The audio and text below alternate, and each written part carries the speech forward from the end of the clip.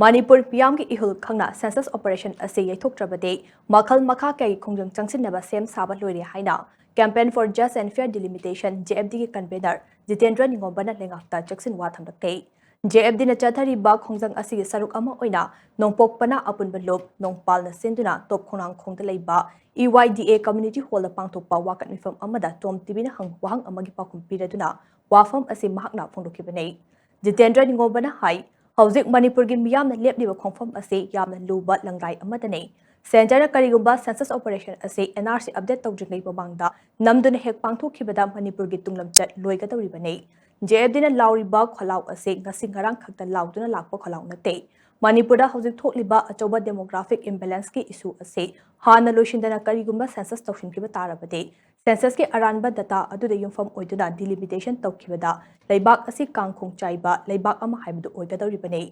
NRC hana tawdana census pangthokpa yaroi hariba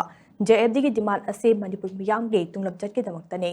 JFD na haukiba July 23 faubada lengakta khongfam handoknaba matam thakiba adusu matam henkhrai miyam gi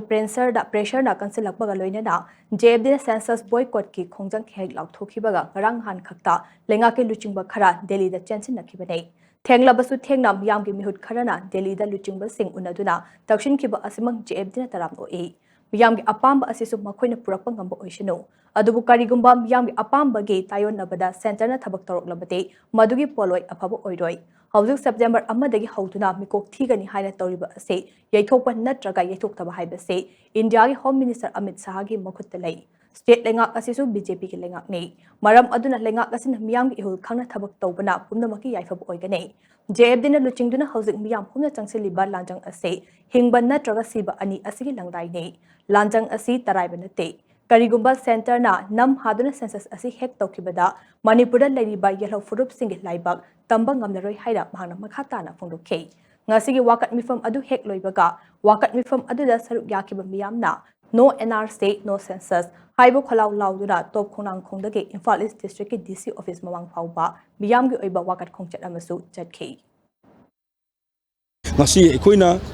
karigumba ofam kitang phongdok sabanga mise after delimitation gi matung dadi ngamaro hebasi 100% pirege maramdi hojik leiriba political web metrics da leiriba naga kuki maitei haina khaidok pire ma koina leijeda baje aduba leiriba lemhoriba naga amasung maitei haidare naga amasung maitei bangal pulga le horiba MLA kayano MLA yankai lemhoriba nan akoigi maitei nan kanu singse adugi kamude tarane hojiksi yengo dam taraga yankai ga tarane ngameba tarane ngamje mokidi unity oiba mokodi moina pamji Manipur 5 banduneba Manipur ki tongan ma separate administration am taweba se territory am orangna bugi union territory am orangna bugi adugi state am orangna bugi state neba masi aikoini gyan dagadabne aduna leiriba people sida delimitation tawba taragadi karigumba maduna seat ki oiba changes mai torko matamda we akoi everything loss wagani maduna ne koina karigumba haibado karigumba tawda taragadi akoi question of survival da akoi angam mamongda akoi thengnagani